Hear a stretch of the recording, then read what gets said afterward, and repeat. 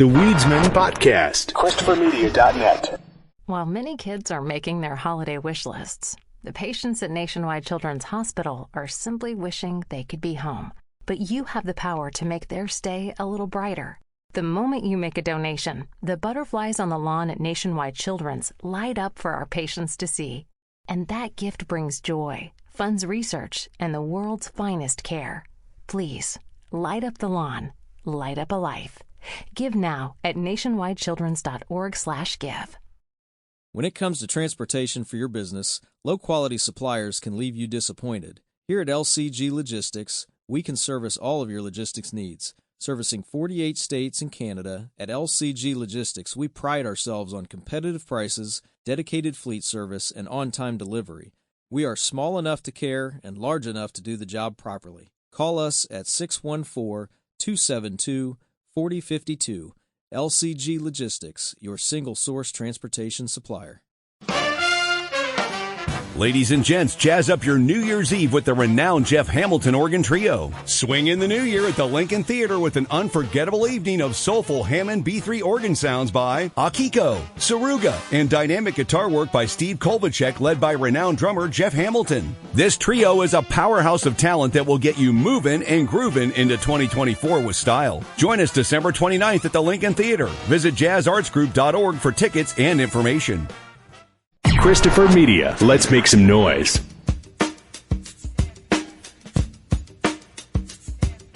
From Asthma Core Studios near Detroit, Michigan. Oh, man. It's the Weedsman Podcast. I have no idea what's going on. And now, you have smoked yourself retarded. Here are the Weedsmen. You want to get high? Welcome back to the Weedsman Podcast. I'm Chris. I'm Aaron. I'm another week. Wrapped in Christmas lights. Yeah. Aaron's wearing a Santa hat. It's Christmas time again, huh? Already. Another fucking year. 2023, like, a lot of people looking to write this year off already is like a complete nothing. I don't know. Well, like, still happened. It felt like a full year of, like, I know it doesn't feel like this for everyone, but it certainly felt post-pandemic for me. Of, like, you know, getting back to normal. I figured like people would at least think of that, but no, everyone's just like 2023 is another fucking piece of shit. I don't know. I guess they're not getting any better. Not for me. I got no complaints. Yeah. I laughed when they tried to bring masks back. Could have been better. Ha. How short do you think our memories are? But anyway. So we were talking about D.A.R.E earlier, which is, I didn't realize that D.A.R.E was still active. As far as like, yeah, I don't know. Well, you had brought it up because somebody had brought it to your attention that they removed cannabis as like a gateway drug. Yeah, which someone showed me a meme. It's not so much that I didn't think that cannabis was a gateway drug. I just don't really believe in gateway drugs. I believe that people seek drugs for different reasons, and if they seek them if the reasons that they seek any kind of drug is to try and replace something that they feel is missing from their life, or fill a void, or just numb them to whatever pain they're going through, it's never going to be a positive, right? Even with cannabis, like, people can, you know, overdo it with cannabis and zone out and just kind of, you know, sleepwalk through their life because they can't face their anxiety or whatever the fuck is driving them nuts in their life. But yeah, I don't believe in gateway drugs. You can argue, and alcohol is the ultimate gateway drug. How many people got drunk before they got stoned? Yeah. And gateway, like, yeah, it's not like what? It's not like there was any, like, studies that showed that, you know, there were certain things about cannabis, the way it reacted with the brain, that made people seek out other things. No, there's absolutely no science to it. Weed is a gateway to fast food. Gateway drug because it was so readily available in most places. Ease of access makes it a gateway drug. So by that definition, no matter whatever the most easily accessible drug is, that would be the gateway drug. LSD could be a gateway drug. If I didn't know kids in high school. Well, yeah, I think in high school, I don't know if I knew anybody who took LSD. I just knew that there were like, older kids that would like go away to college and come back and talk about how people were doing like mushrooms and LSD, and we're like, that's lame. Like LSD showed up at the end, but I'm talking about like summer after we graduated. Yeah. Now, however, I heard tales of dudes that I met up with later in life. Like, oh yeah, I'd take acid and go to school. I was like, are you insane? Yeah. They'd be like, I would walk out, I'd leave immediately. They'd be like, we're going to call your parents. Like, I don't care. I know people like that, yeah. I will deal with them in 12 hours. There's no, like the clock would move or something, or like my teacher's face would do something, yeah. or like the carpet would turn into waves, and I'd be like, I'm fucking out of here. Yeah. It doesn't matter like how low of a dose, or it's not like it's not whether or not I'm going to freak out on acid in that kind of environment. It's that being in that kind of environment and on acid would make me freak out. Yes, exactly. Right? It's a catalyst that would... Just your senses would be just assaulted. All the people, the sounds, just I could tell I would just be like, get me the fuck out of here. I'd run, probably screaming. Yeah. I'm on acid at school! You'd be like, it would be like if you got stoned on your lunch break and then the district manager shows up when you come back to work and you're like, oh shit. He's going to know I'm high. It'd be like that for everybody. This might have happened before to me. Definitely happened to me. How's it work if you work at a dispensary? He's going to know I'm not high. Yeah. Quick, I got to get high. Hey, Jim, I noticed you're back from your lunch break on time. Yeah, your eyes are pretty clear, Bob. Yeah. Or Jim. You punched in, like, right on the nose. You're ready to go. Did you get high on your lunch break? Hey, Jim, do you not smell that? What is that? Yeah. What is that, Old Spice? Yeah, notice you don't smell like anything. Yeah. What'd you have? Fries? Is that McDonald's? What do you think the percentage of non-cannabis users work at dispensaries? 0%. Zero? You think it's an absolute zero? You don't think that, because there's plenty of people, well, I think know. Anyone who it's works not a one-to-one. At a bar has a drink once in a while. Yeah, Even I guess. if they're not like, I bet you there's a lot of dry bartenders out there, but probably less so that we're just like, I just don't drink, as opposed to like, I don't drink anymore. No, that's what I'm saying. I'm not saying, they don't drink anymore. Someone who tends bar who only drinks once in a great while, but they still drink. That's what I'm getting at. There's still, you got that. Yeah. Yeah, I'm not saying that everybody that works at a dispensary is ahead. Well, no, but also I would argue in that industry, you got to hire people who know the product. Yeah. And you kind of, hire the part, right? I would not hire somebody to sell wine who only drinks beer and vice versa. Yeah. Or looks like they only drink beer. I don't know, but D.A.R.E, whatever their purpose, it was just a drug education program. Yes, it taught us what drugs were. What does it stand for? That's what we were again? joking about. What was it? Drug awareness resistance education? That's not, wow. That's not as good. It's not nearly as good as like MAD or SAD, even with the double Ds. But, nobody's mad about double Ds. No. You can double up just about any D and nobody's going to say shit. Only people who are mad about double Ds are people who are with someone who had triple Ds and got them reduced. I think I would have I don't know. I feel you need to prove health reasons for breast reduction. Otherwise, it's just selfish. I don't think so. I think that, first of all, whatever the fuck people want to do with their body is their business. You're doing yourself a disservice. You're going to get so many less favors done for you. Sometimes, but less drinks bought for you. It's not about breast size. I've said this often. It's not about breast size. It's all about body proportion. And even then, it's not about being like skinny or fat. It's about being proportionally skinny or proportionally not fat, but you know what I mean. I don't know. What do we say? Overweight? What's the preferred nomenclature now? Is there one? Are we allowed to talk about people who are overweight? No, you're not allowed to let fat people know they're fat. Hey, I used to be fat. I talk like that. Like they don't know. Yeah, exactly. That's it. They know. That's what I don't understand with this whole thing. I used to be overweight. Like, I knew it. I looked in the mirror like, I am overweight. No. You were not telling me something I didn't know. Yeah, you weren't like doing, poses in front of the mirrors and kissing your guns. I was going, boy, do we got some work to do. Yeah. Yeah, the thing that you came across on D.A.R.E was old, but they had removed. So they had removed it from. We already went over all this. Never mind. I'm trying to backtrack. But So we remove cannabis from our gateway drug list? They removed cannabis as a gateway drug. And so I was looking to see if there was more recent news. This is from August of this year. So I guess they are still doing something out there. Or no, I'm sorry. They're referring to the D.A.R.E generation. Is that us? Is that like the Pepsi generation? Use of pot and hallucinogens is at an all-time high amongst millennials and Gen Xers. Well, are millennials to D.A.R.E? I guess D.A.R.E might have survived into it. I always thought of it as just a Gen Xer thing. Oh, no, I know my nephew. He is going to be 20, and he had D.A.R.E. He had D.A.R.E? Mm-hmm. Like the same logo and everything? I think so. And he makes the same jokes with me. He's like, I didn't know what most drugs were, and then I had D.A.R.E. I was like, well, there you go. I mean, they want to do real drug education. Like, get a college student in there. Or someone a year or two out of college. Like, listen, a few years you guys will be in college. Don't mix this with this. You want to get all your homework done. Do this. You just want to chill. Do this. Ladies, stay away from the guys who give you this. That's real drug education. That's real life advice.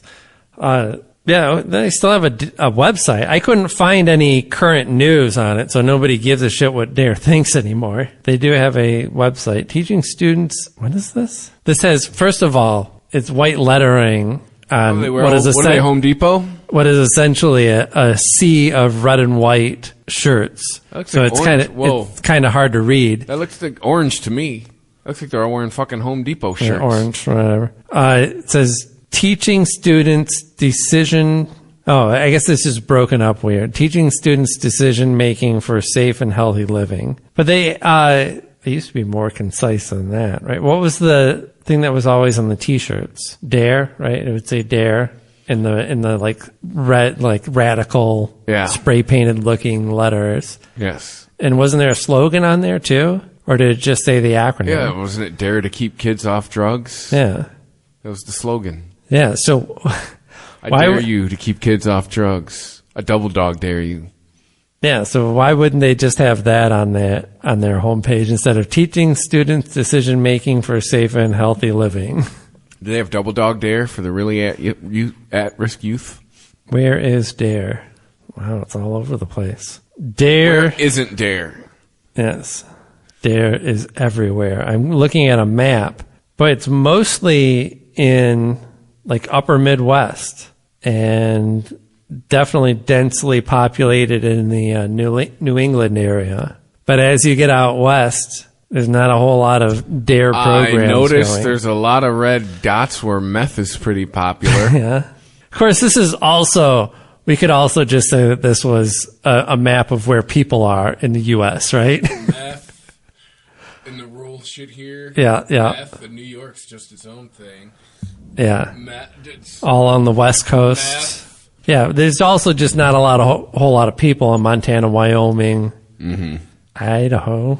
Rural areas love meth. I can prove that. I traveled for 7 years all around the country. The more rural they were, the bigger the meth problem. And at the end, heroin. Thanks, Sackler Brothers. Core lessons. They've got it broken down. Early grades, elementary school, middle school, high school. Let's see, what are they? Pre-K to second grade D.A.R.E. What do you... We're going to find out. Overview. These lessons for pre-K to second grade students are facilitated by colorful posters that briefly introduce children, because, you don't want prolonged exposure. It's a brief introduction. It's like, what, flashcards? Quick, how many crack pipes are in this image?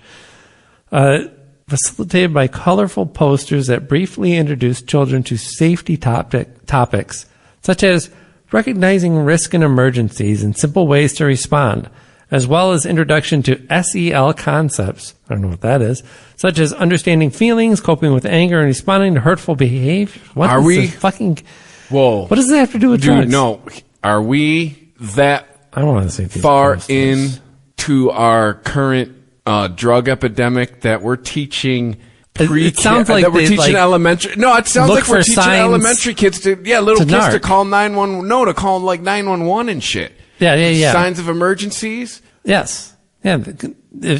That's fucked up. Unlike This is one of the posters here. They have an example of literally a kid on the phone calling 911 with an array of disasters happening around them. I don't know if they're all one's happening like to an the same adult kid. in front of a toilet. Yeah, like they're fucking passed out. Hey, this is House on fire, car crash. I feel this is like a look in the mirror. I don't know. Is society? I'm wondering, is D.A.R.E expanding, or if they're directly tying this to like, Mama's had too much marijuana, is now puking in the toilet. Should you call 911? Or Mom took 9 Vicodins and chased it with a bottle of wine, and now won't wake up from her nap and has white foam coming out of her mouth. Yeah. So I don't know. I guess I have to sign up to see the actual curriculum. So it's broken down to the 3rd and 4th grade lessons, and then K through 2nd opioid and OTC RX lessons, over the counter. So just to teach them what's in the medicine cabinet. Don't eat your mom's pills. Swipe these. Yeah, that's right. Don't take the blue oval ones, kid. You'll end up spinning around in the office chair all day, like Alex P. Keaton. Don't take Daddy's blue pills.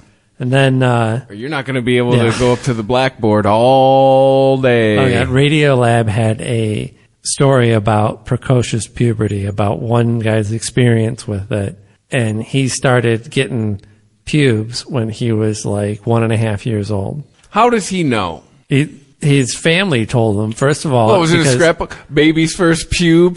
That his father and his grandfather and his great-grandfather all had the same experience. It's a hereditary thing. Like, listen. It's called precocious puberty, and what happens is the whatever produces testosterone in your body gets a signal from the brain at a certain age. There's a mutation that causes it to produce testosterone without receiving that signal from the brain.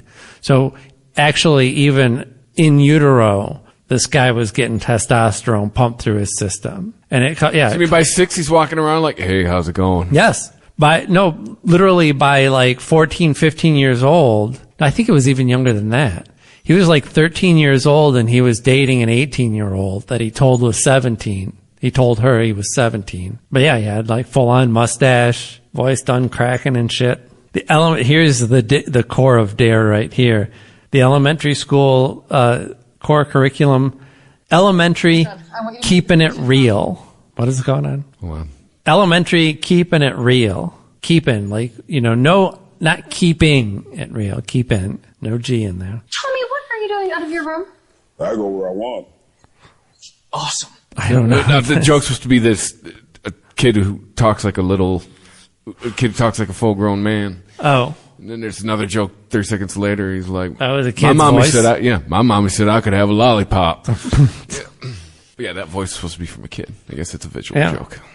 He was getting full-on toddler boners and shit. Like, he was talking about how, like, it wasn't just like, little kids get boners. It was like, I got a boner and I want to do something with it. So he's a grandfather by 30? No, he does actually eventually have kids, but they have trouble conceiving. They have to do in vitro. I don't know if it has. What a cruel joke. Yeah, I don't know if it has anything to do with his testosterone. Yeah, I wonder how much D.A.R.E gets out there. Are they still out there educating the kids about what drugs look like?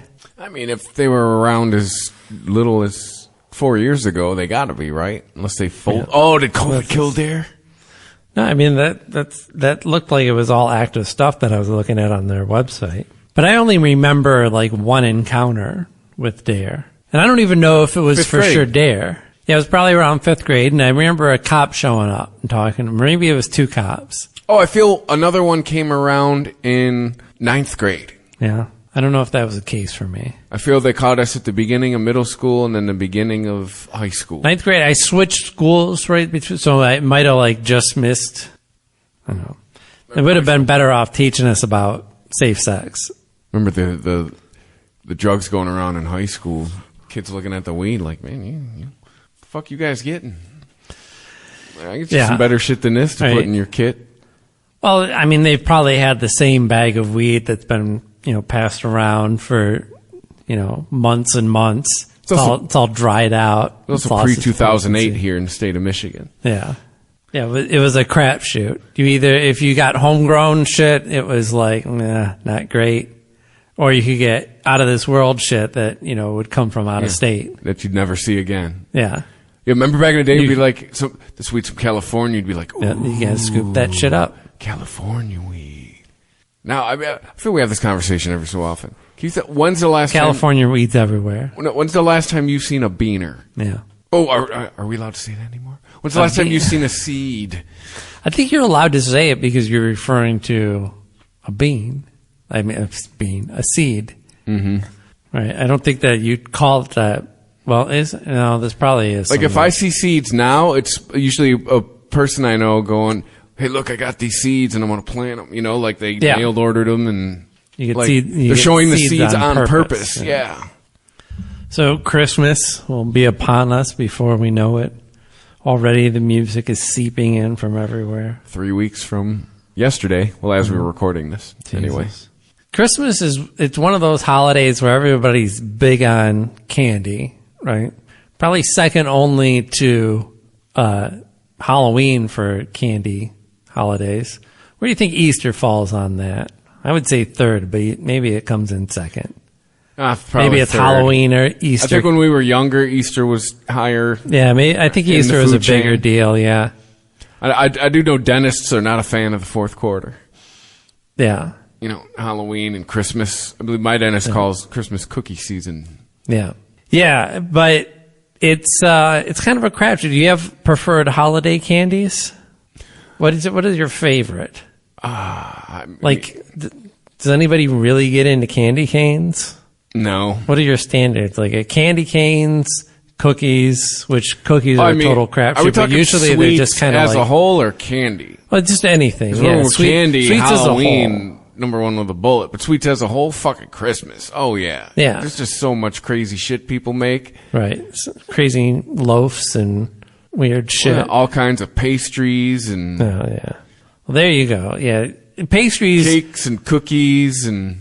Pastries you pretty much can't go wrong with, in my opinion, right? Like Halloween, it's just, I'll go buy the candy, put it in the sack, we'll see you next October. Christmas, Christmas is more personalized. Well, yeah, shit changes every year. You don't know what you're getting. Depends on who makes what and... Right. I guess and there's so much... Maybe this will clear it up for me. You're shoving this into that and yes, you are, hopefully. Well, yeah, but, that's what the holidays are all about. Custards and chocolates and... Shoving things into other things. Cream fillings and... If you're lucky. Yeah. What is this? The takeout.com? They have glazes. They have a list of worst Christmas candies. All right. Of 2023. Yeah, because there's not really much of a standard... Well, like... Oh, I know it's on this list because you can both get these fuck out of here. Yeah. And these things only show up at Christmas. Is the fucking Toblerone and the Ferrero Rocher. With the Toblerone, you don't like the Toblerone? No. I don't see that on here. What's the other one that you said? Ferrero Rocher. What is that? It's like a fucking hazelnut or some shit dipped in chocolate. Oh, okay. Oh, yeah. I've had those. No, also not on the list. No. Peppermint bark. Not really anything peppermint. See, I don't know. Not a fan of peppermint. I'm usually the one that'll tell you peppermint. Anything reminds me of toothpaste, but I can get down with some peppermint bark. I think it's more because I like white chocolate. You do like white chocolate. Okay. Yes. Yeah. I don't know. Like really good, well done white chocolate is kind of something different, but most white chocolate, no. It's kind of a disgrace. So I think that's why I probably just had really bad peppermint bark experience. Number 9, chocolate oranges. I thought everybody liked those chocolate oranges. You know, the ones that come in foil? It looks like a little orange. Looks like a little mandarin a ball size. of chocolate. Yeah. Yeah. Yeah, what's wrong with that? With some orange flavoring to it. I don't know why. Yeah. Why would chocolate be on there at all? Like, it's hard to... Chocolate's one of those things that, most Americans eat Hershey bars. So you're complaining about any kind of chocolate?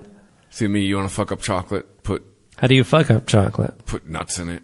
Oh, no way. Any kind of nut goes in chocolate. The peanut and the cashew are the pistachio maybe as far as I'll go. To me, an Almond Joy is just ruining a mouse. Yeah. No way, dude. Lifesavers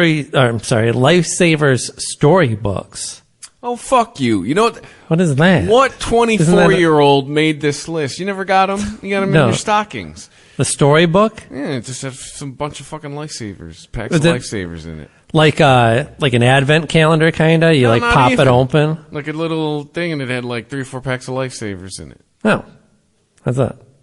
Well, who doesn't like lifesavers? Like I said, this is some fucking person who's like 15, 20 years younger than us. It's like, I hate everything old people like. Old-fashioned hard candies. Yeah, that's kind of a broad category, though. But I know what they're the thing, and the ones that get the clear coating jar around them. Yeah, ribbon candy. Yeah, that's Peeps. So really, holiday Peeps. Don't get me started on Peeps. Candy canes non-peppermint. Why is there a carve out for non-peppermint? See, I would rather have the non-peppermint. Yeah, the fruity ones, the like multicolored ones and all that shit. Those are the good ones. A cherry flavored candy cane and a peppermint flavored candy cane. Something that basically just tastes like a Dum Dum sucker or something, but it's just in candy cane shape. Cherry cordials. Is that the like really gooey, like has the like maraschino cherry in it?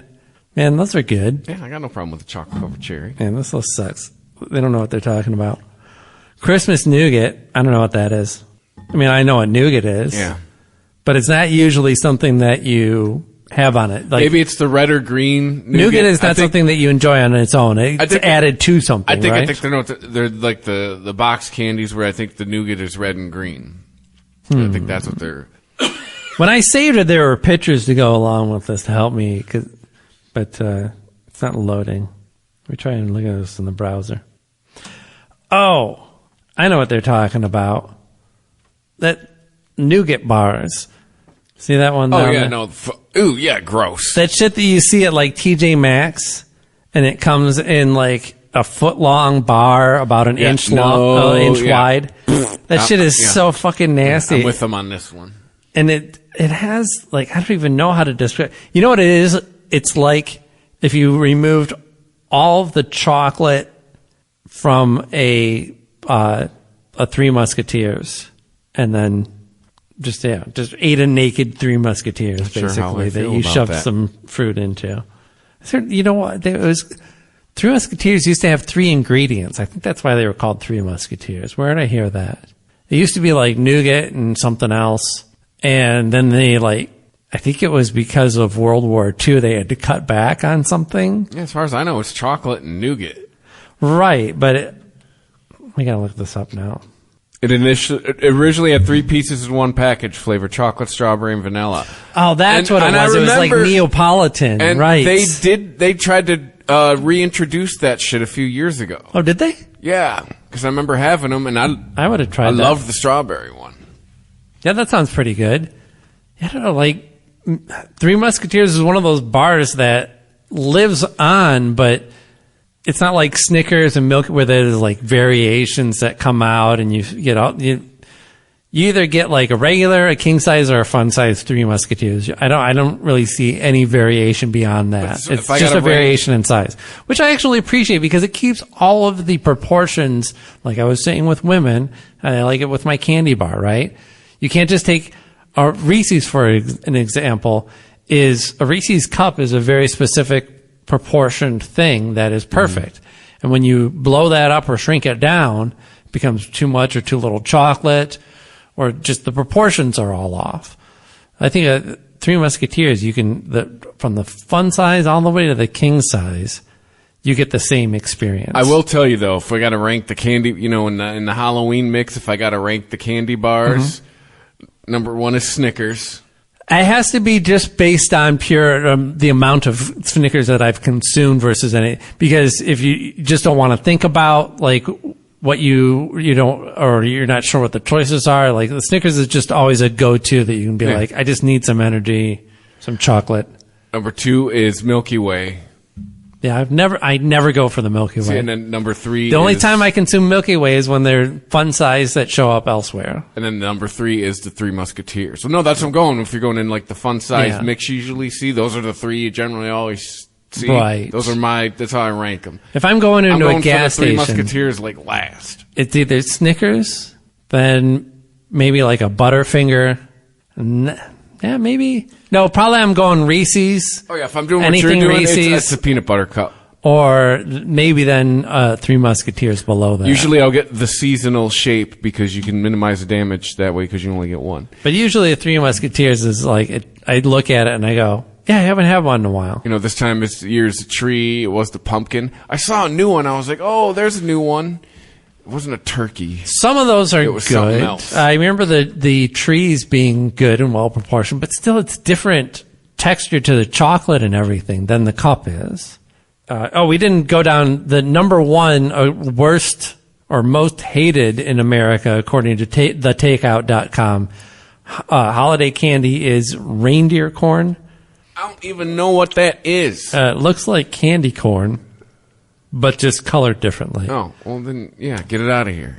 So I'm imagining the same shitty texture that you're used to in candy corn, probably with some extra peppermint flavor just to make sure you gag on it.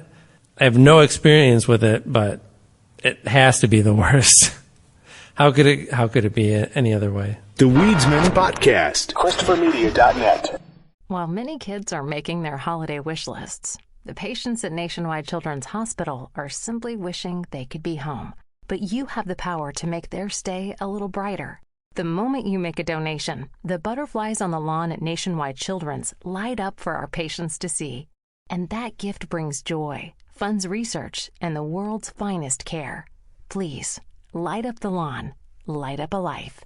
Give now at nationwidechildrens.org/give. Lucky Land Casino, asking people, what's the weirdest place you've gotten lucky? Lucky? In line at the deli, I guess? Aha, in my dentist's office. More than once, actually. Do I have to say? Yes, you do. In the car before my kids' PTA meeting. Really? Yes. Excuse me, what's the weirdest place you've gotten lucky? I never win and tell. Well, there you have it. You can get lucky anywhere, playing at LuckyLandSlots.com. Play for free right now. Are you feeling lucky? No purchase necessary. Void where prohibited by law. 18+. Terms and conditions apply. See website for details.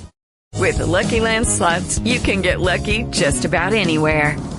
This is your captain speaking. We've got clear runway and the weather's fine, but we're just going to circle up here a while and get lucky. No, nothing like that. It's just these cash prizes add up quick. So I suggest you sit back, keep your tray table upright, and start getting lucky.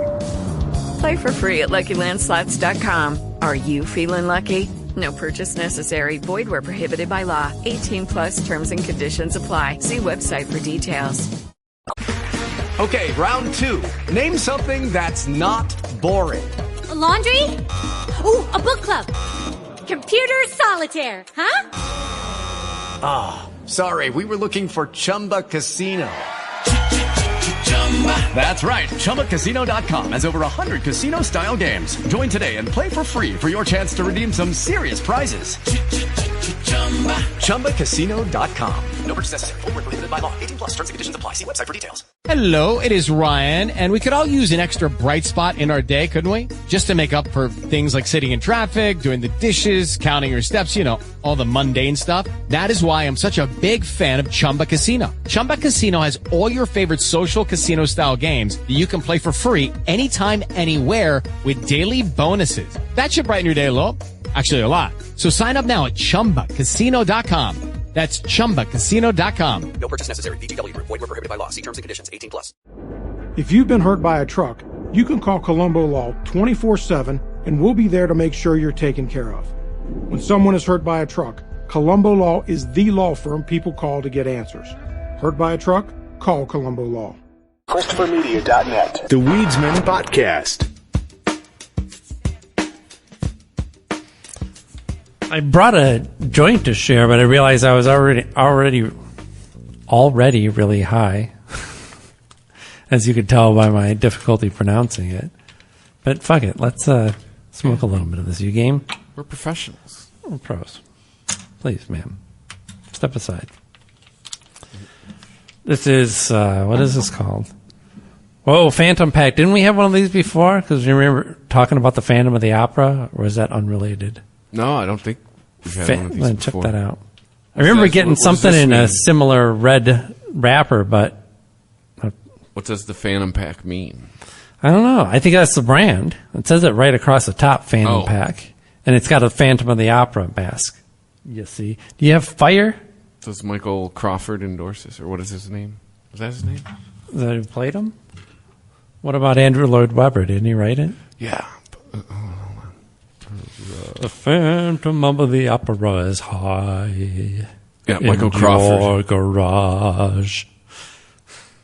Was that the guy, the big, like, probably won all the awards, like, performance of that? Who originated the role. Yeah. Original Broadway cast. Yeah. So if you buy it on CD, that's whose voice you're going to hear? If you buy the original London cast recording, which, my parents had this. Holy shit. Everybody had that shit. The fucking sweatshirts. Mm-hmm. Everybody had a Phantom toy. For some reason, nobody got Phantom t-shirts, right? Mm-hmm. That was the big thing, is the Phantom of the Opera sweatshirt. And you know why? So here's my theater nerds coming out right here. I like this one. This nobody. There's got to be like so many techno mixes. You know how of this. on the I've heard. Yeah. The original London cast, right? They got the full face mask, right? And they ended up going to the half face. You know why? Why? Because dude who we're talking about had a phobia of having his whole face covered. Oh, so they cut it in half. By the way, but it was supposed to be. It's just like the top part of the face anyway. It's more like a masquerade type of mask. Yeah, but it was something about he couldn't. Yeah, I can't breathe. Yeah, so they cut it in half, and oh my god, while he was wearing it, I forgot about this. I believe in like sixth. Do you have to learn some of this? 6th or 7th grade. Or did you just get exposed to it so much? Oh boy, no, we're going way beyond that. Besides, I've saw it at the Fisher Theater. Definitely played. That's probably where I saw it. Played a couple of arrangements in this in middle school and high school band. Or did they do it at the Fox? I might have saw it there. But actually went as a Phantom of the Opera for Halloween. Oh, you did? Yes. Full mask or half? Whatever the costume shop. Yeah, probably the half mask. That became the iconic look. All I gotta say with, like, some of the stuff I think back from when I was in middle school and early high school, my dad had to be so relieved when I showed up with a girlfriend. Like, I was definitely, some of the stories I tell, I was definitely, on the surface, trending the other way. Right. He's like, that's a political correct way to say it. Son, there's other type of theater besides the musical variety, There's nothing wrong with theater, nothing wrong with music. They don't always have to mix, though. You know who Zach Braff is? Sure. Yeah. He tells a story on his podcast of one time it was He's the man who introduced the Shins to America. That's right. I just know him as Dr. John Dorian. Yeah. But no, I had a girlfriend at the time. Trust me, I saw. That movie does not hold up except for fucking, what is it, Redman that's in it? Who all here has seen some titties? Shut the fuck up. But he tells a story. I think it was in middle school or high school. He was getting ready to go away to a summer theater camp, and his dad came. I'm probably going to butcher the line. His dad came in and he said, "So I guess baseball camp's out of the question." So I guess this means we're not going to make the baseball team or some shit like that. Yeah. Like, oh, yes. No, my dad had his dreams smashed over and over again. Not a big hunter. Don't care for fishing. Really, I'm trying to think. Like, the only interest we shared was his Walkman. Which I had great interest in. There you go. Music. Yeah. But yeah, I mean, my folks were in their 40s when the Phantom was out, so I mean, for them, it was aimed like right at them. I think my dad had like seats, reserved seats at the Fox Theater through his business, so they always had tickets, and they were pretty good seats. I mean, so that must have been where we saw it. Maybe I'm wrong. Maybe it was another theater, but we saw Phantom, we saw Cats. You saw something else that I remember not liking. I've never seen Cats, and everybody gushed over it back in the day, and all the theater nerds I ran with wanted to do Cats, but all the crap with the rights and all that shit. And I was an Andrew Lloyd Webber nerd, dude. Like, yeah. I was in both. Oh, Jesus, here we go. It's both the pit band and the chorus for Joseph on separate occasions. For Joseph? Yeah. And the Technicolor Dreamcoat? Yep. That one? Okay. Mm-hmm. Just making sure we're talking.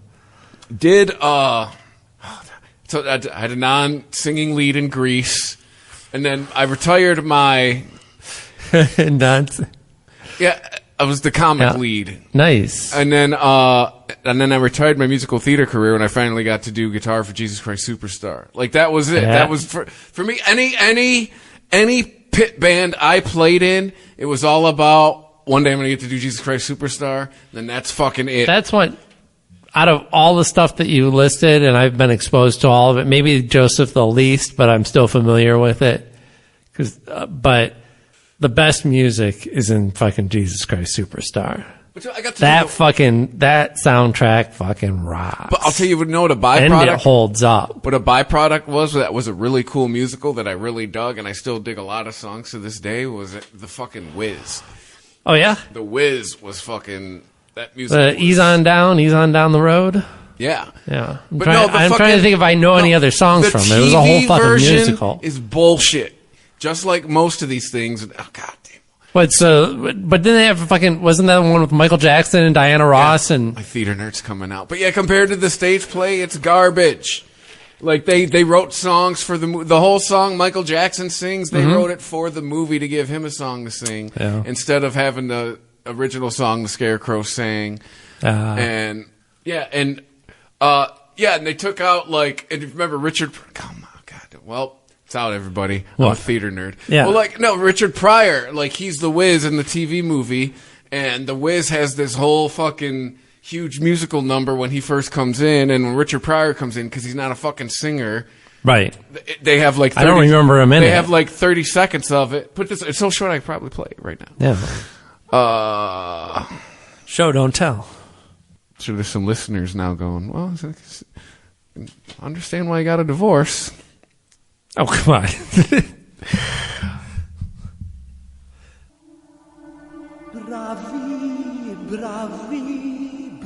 Oh, wait. Remix. Phantom's still playing. Oh, come on. I need the intro from Richard Pryor. For the Wiz. Yeah, it's not there. Well, the whole point is there's a fucking 4-minute song that's reduced to 30 seconds because Richard Pryor can't sing. And I don't know where I was going with that because now we're smoking this. Stephanie Mills, I thought, did a better job than Diana Ross. Yeah? It's a hot take. Who's Stephanie Mills? Would I know? Or is she just a Broadway? I think she did have a top 40 hit. The name sounds familiar. Let's see. Or maybe I'm thinking of Haley Mills. And that who played Patty Duke? Oh, yeah. This chick. You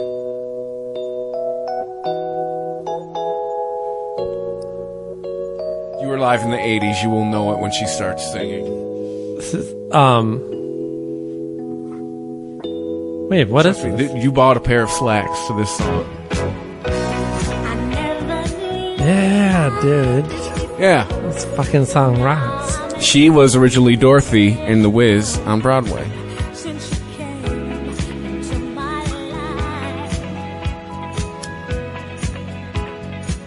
Sounds fucking great, man. Say what you want about disco as an aesthetic. It's always really well produced. So much of it actually holds up. Good disco was good because all it was upbeat, funky pop music. Yeah.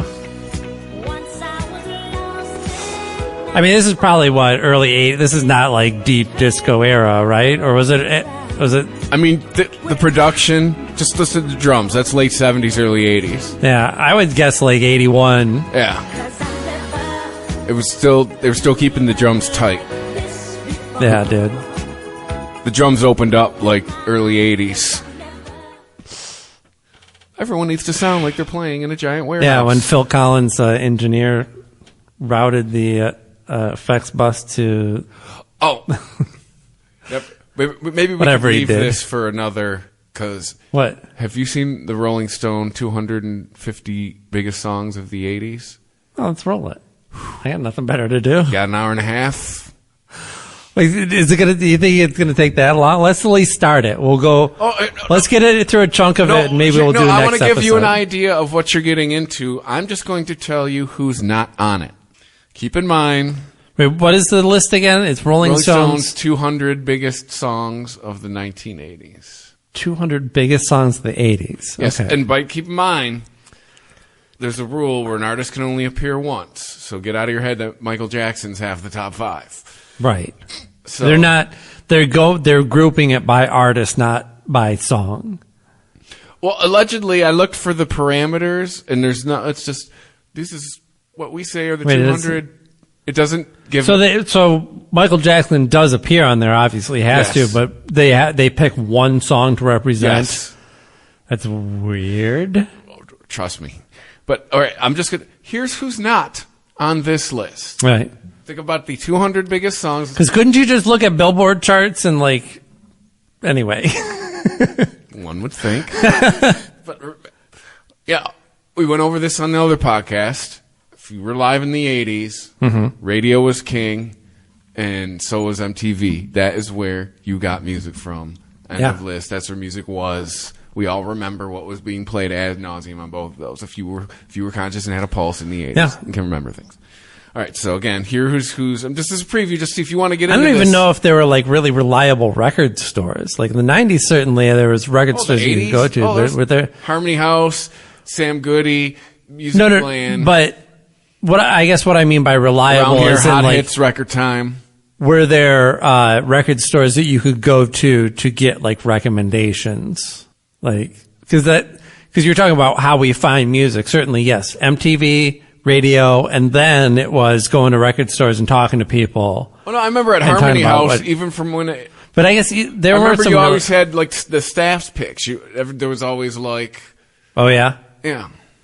But so here's who's not on 200 biggest songs of the 80s. Here's who's not on this list: Richard Marx. Really? Not at all. No. Out of 200 artists, they couldn't find room. Starship. How many? Okay. Huey Lewis. No. Rick Astley.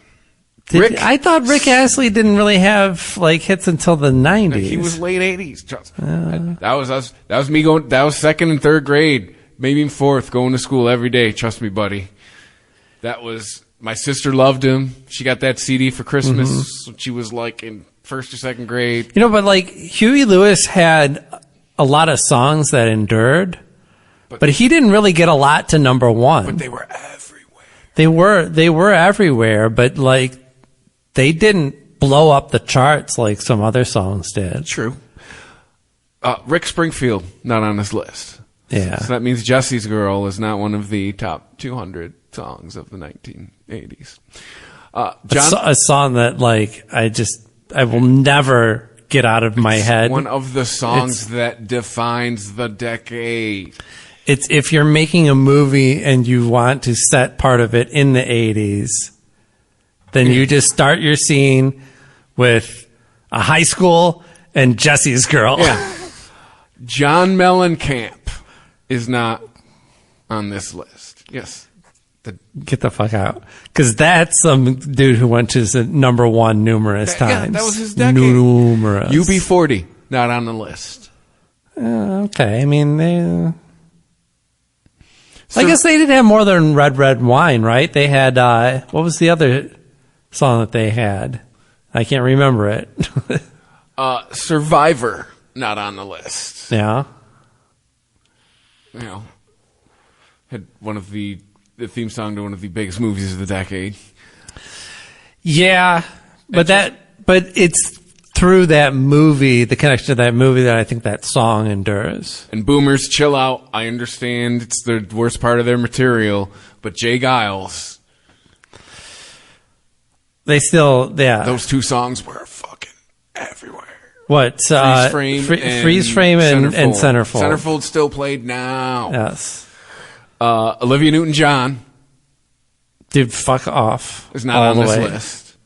John Lennon, not on the list. Huh. Well, he had a hard time getting in the charts Imagine back came then. out in 1980. Yeah, it did. Yeah. Tom Petty not on the list. Pretty much another guy, pretty much where he had all of his hits. Yeah. Journey. I fucking hate Journey, but really? Journey's not on this list?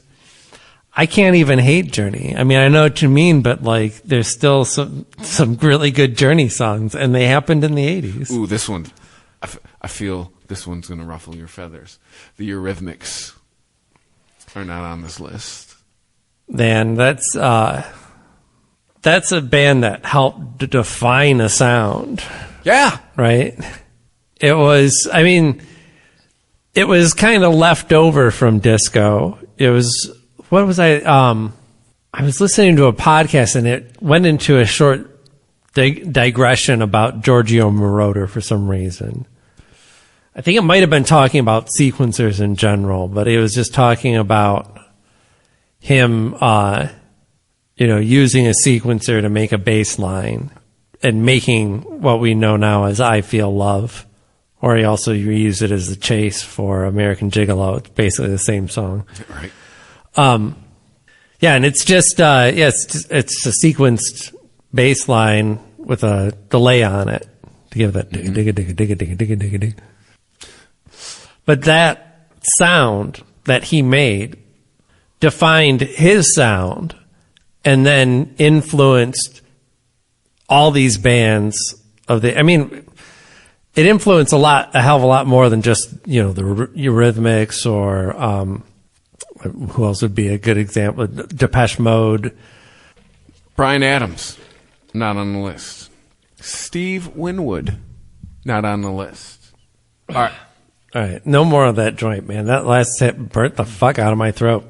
I'm good with that. Phil Collins is not on this list. Yeah, not a fan of the man's material, but come on. If you bought a 2-disc greatest hits of the 80s from Lifetime whatever records, or K-Tel, or whatever doesn't exist anymore, if you bought a 2 CD set of top hits of the 80s and these artists weren't on it, you'd be mad. You'd be like, what is this fucking shit? Yeah. They couldn't get any of the shit that I remember. They know we meant the 1980s, right? Chicago. The 80s were they had all of their number ones. Yeah. Again, boomers. I know the what about material was earlier. What's his name? Peter Cetera, solo. Is he on there? Because he had a hit too, right? Probably not. If Chicago isn't on there. Yeah. Kenny Loggins. Jesus. Not on this list. Dire Straits. Not on this list. And another one that pains me to say. Talking about MTV. Like, that video for Money for Nothing, made that album do. Because Dire Straits were on the way out by then. Telegraph Road. Really good album. Not a lot of people got into it. And certainly the kids weren't getting into it. And, they certainly zhuzhed up their sound a little bit to go with that MTV image. But man, that fucking video just went through the roof. That everybody bought that fucking album. And probably a couple after them. That was a huge boost. Has one of the top power ballads of the decade, and it's terrible. Yes. Judas Priest, not on this list.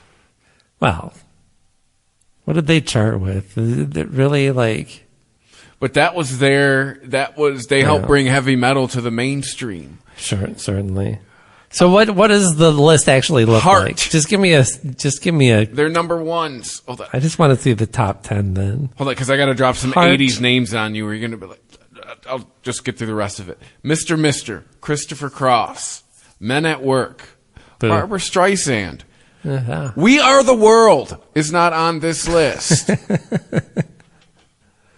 Well, it's a shitty song. Yes, but it was, as I pointed out, it was a song that came out in 1985 that had Michael Jackson on it. It was everywhere. The title was Greatest Songs of the... Stevie Wonder, I believe his only number one hit is in the 80s. Really? Or I should say correct. His last number one hit was in the 80s. Okay. So did somebody compile a list, or did you just comb it and make note of who didn't show up? Yeah. Somebody had to have compiled, because that would be some extensive homework, wouldn't it? No, you can't. Why not? Well, it's sentimental, tacky crap. That's why not. Do we look like the kind of Was store from High Fidelity? Say, I love you. Go to the mall. Yeah. No. What's your problem? Do you even know your daughter? There's no way she likes that song. Oh, is she in a coma? Oh, okay, buddy. I didn't know it was pick on the middle-aged square guy day. My apologies. I'll be on my way. I know Barry. Might have used to be Barry. Let me look this up. The 100 best albums of fucking 2020. 100 albums came out this year. So, now that we've gone over who isn't on the list, what do you want to do? Because there's 200 songs. No, just the top 10. Gotcha. By the way, the song they chose for The Police was not Every Breath You Take. All right. So, and it's like 174, by the way, too. The top 10. Number 10. The Smiths. There is a light that never goes out. So keep in mind, they get one shot, one choice. And it's not This Charming Man? Okay. Or How Soon Is Now? Yeah. And keep in mind, of the 80s, too. So number 10 of the 80s is a Smith song. Yeah, I mean, I don't know. Greatest, it's just vague. I mean, it's kind of by definition, a meaningless list. Yeah. This is definitely a recency bias pick here. Number 9, Kate Bush, Running Up That Hill. Yeah. That was, I knew that song from like alternative radio. I don't know that I'm sure it got a little bit of play on mainstream, but not a ton. Yeah. Number 8. I think more people knew her from her duet with Peter Gabriel than they did from her solo stuff. Yes. That was kind of a big video and a little bit of a radio hit, too. Number 8, Duran Duran, Hungry Like the Wolf. Yeah, dude. I agree with that one. And I think if you had to pick one song that you could deem the best, it's always debatable, but Hungry Like a Wolf, you can't go wrong. That song rocks. I was a fan of the Reflex. I love the Reflex. It's a better song. But yeah, I mean, the Hungry Like a Wolf was more prevalent. I'd say that or Rio. Those are both. Yeah, I'd go with Rio. Yeah, Rio might even been like more predominant or more like identifiable when you hear that. You're like, bam, it's some fucking Duran Duran. Let's go. Yeah. All right. I made this argument on the other podcast. You heard this song more starting in the 90s than you did in the 80s. Number 7, The Go-Go's, Our Lips Are Sealed. Like in the 80s, it was all about we got the beat. Oh, for sure. But why would the 90s... I feel that's just when Our Lips Are Sealed started getting played more. Yeah. Like they started becoming more of a nostalgia act, so more of their catalog was getting played. I mean, Our Lips Are Sealed is a far superior song, though. It's just way better than We Got the Beat. Mm-hmm. It's a great fucking song. I love that song. And, it's been proven out in like decent covers. Like somebody can sit down with an acoustic guitar and sing that song for you. And you're like, God damn, that's a good song. Mm-hmm. What are you going to do? What are you going to do for We Got the Beat? Like with your acoustic guitar. Right. Number 6, Whitney Houston, How Will I Know? How will I know? Yeah. I mean, that was like an epitome type of song for her. I mean, what? Like that or I Want to Dance with Somebody? Yeah, I'd go vote for that one. That is the one that they named the movie after. Or the one that's been the downfall of civilization, The Greatest Love of All. God damn, I hate that fucking song. Yeah, the message in that song's terrible. What is the message of the song? What, the greatest love of all. The message of the song is the last line of the song. Learning to love yourself is the greatest love of all. The whole song. No, what's wrong with that? Well, you can't love if you don't love yourself. You can't properly love somebody else, right? Isn't that what they say? I mean, I believe understand it, that. but I think the way it comes across, it comes as me. I think it was definitely taken that way at the time. Yes. Yes. 5, Public Enemy, Bring the Noise.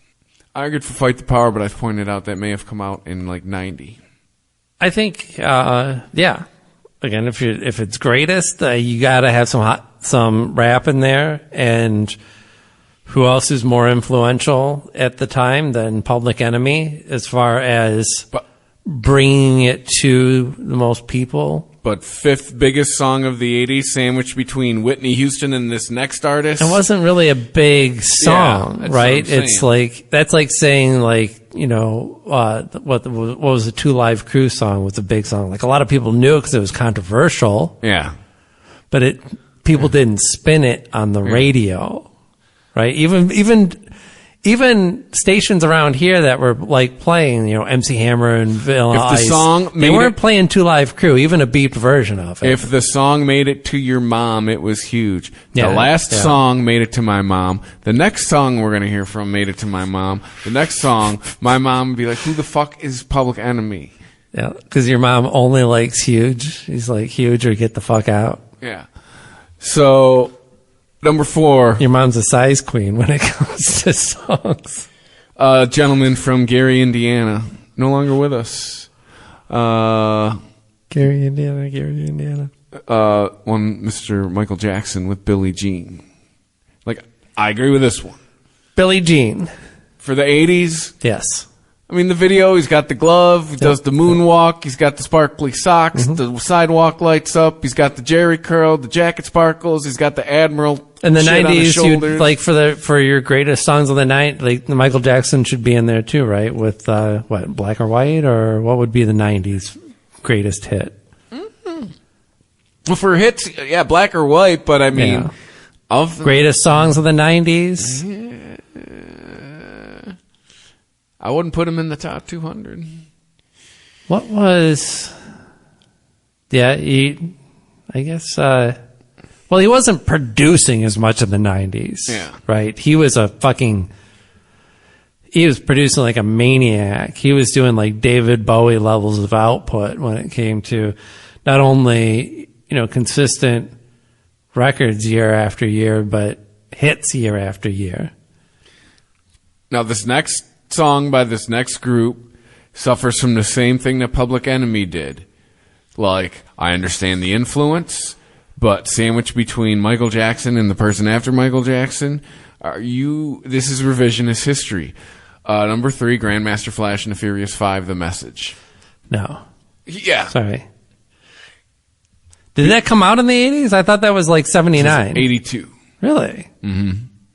So yeah, because the next person, right. Number 2, yeah, but you got, I don't know, like a young ingenue from Rochester, Michigan. Like in a list of most influential rap, yes, that's going to rate higher than Public Enemy.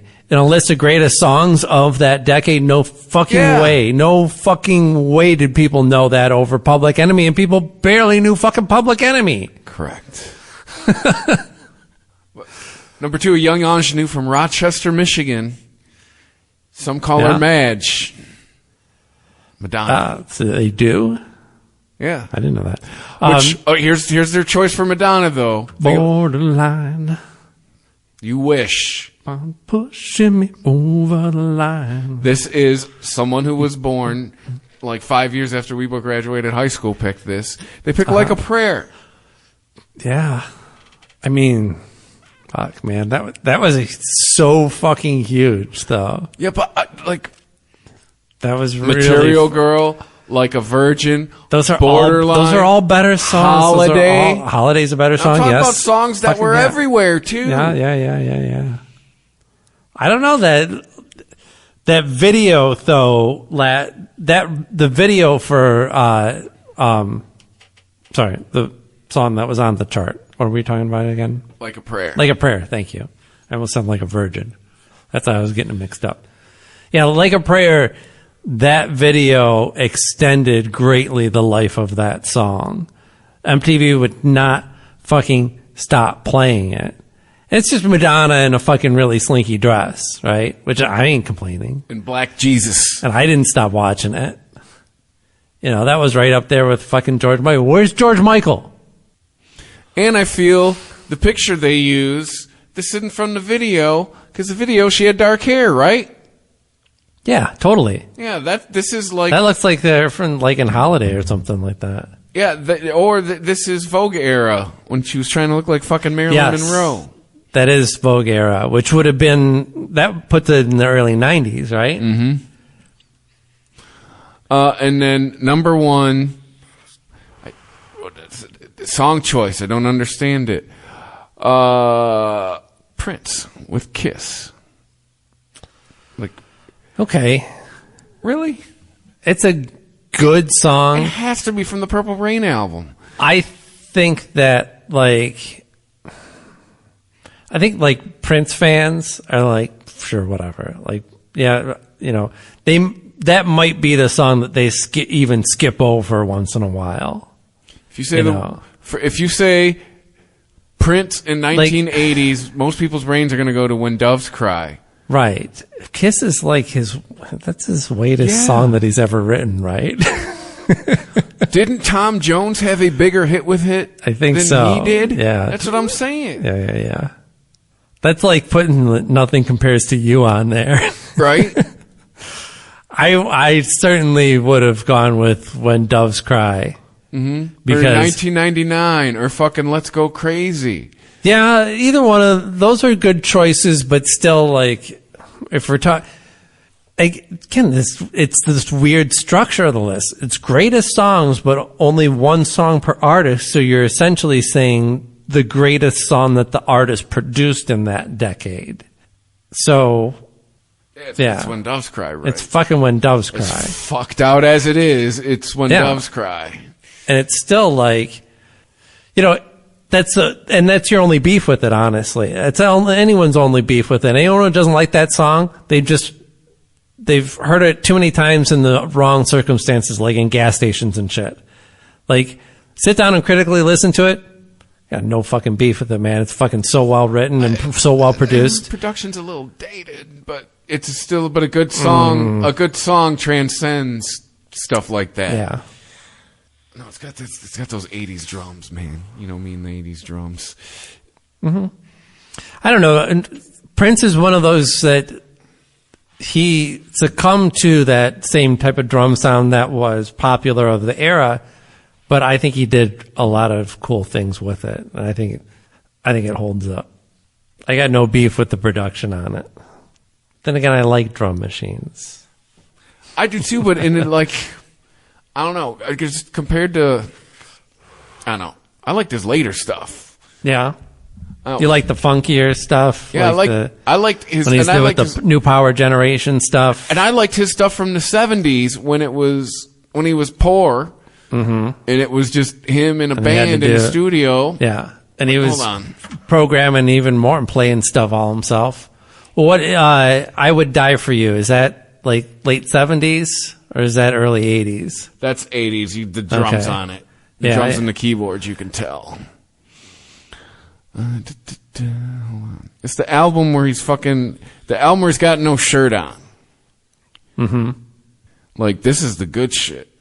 All right, I forget. Did we get to number one? We got to wrap up. It was Prince. We'll wrap up on Prince then. So, yeah, but Prince has the greatest song of the 80s? Okay. I mean, there's an argument to be made there. It's going to be him or Michael Jackson. Yeah, you're right. You're right. Oh, Hall & Oates. You know what song they use? What? The fucking one that's in all the fucking movies. The You Make My Dreams Come True. You make my dreams. God damn it. I mean, I guess. But there's, man. Like Sarah Smile was a hit, right? Or that was still 70s, wasn't it? Well, I know Adam Carolla's ears are gonna burn somewhere, but fucking Maneater was yeah, Maneater. Yeah, he really despises that song for some reason. I don't know. I kind of get it because it's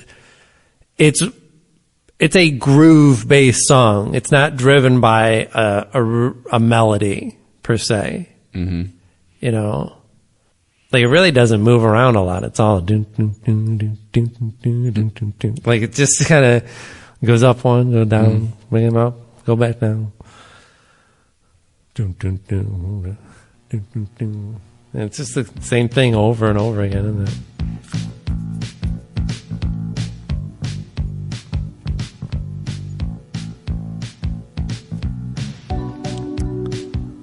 Yeah, I mean, it's not my favorite. Yeah. I think if I'm in a Hall & Oates mood, which I do get into occasionally, did you know there used to be a this will spin. But, you know, I probably won't make it all the way through the song because it is repetitive. Do you know that there used to be a hotline called Call & Oates? If you wanted to hear it, you called it and you had like, it gave you 3 choices. Like, press 1 to hear like, Rich Girl, or press 2 to hear Maneater, press 3 to hear, I don't know, like. I guess this was pre-streaming, right? No, this was like within the last 5 or 10 years. Yeah. All right. I don't know. This is why they make the list, though, right? They make them so that people can talk about them. And in that respect, like, somebody's got to like make these lists, and somebody's got to pull the trigger and decide, because there is no good answer, because it's all subjective. Again, if we wanted solid numbers, you know, we can look to Billboard. Well, there's even other resources on probably you could look at what these songs actually generated, as far as like people buying it or being, you know, featured in movies or whatever the fuck. But I don't know. Yes.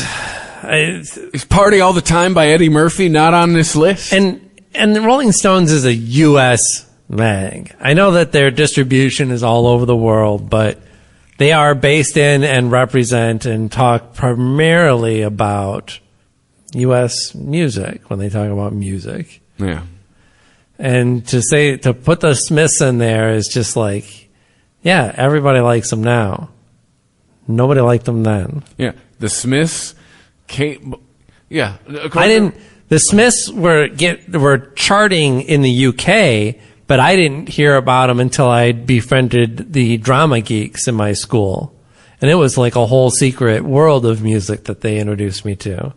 The Smiths amongst. Yeah, the Smiths, Kate Bush, Public Enemy, and Grandmaster Flash and the Furious Five. Yeah, those are all of the top 10 artists of the 80s, according to Rolling Stone. No, incorrect. Again, just put that out as a compilation album. Those 10 songs, and people go, "What the fuck is this?" Yeah, this is like some weird nonsense of just random shit that they got to throw onto a compilation disc.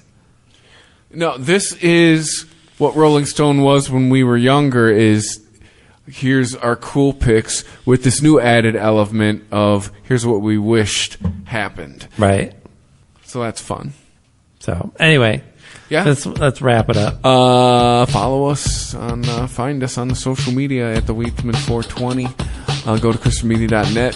Hit the PayPal button if you'd like to help us out with any commerce and wherever. Oh, yes, that ratings, reviews. Yeah, ratings, reviews. Wherever you can do it, that always helps. It's everywhere now, so if you have the ability, please and thank you. I appreciate you listening. And stay high. Stay high.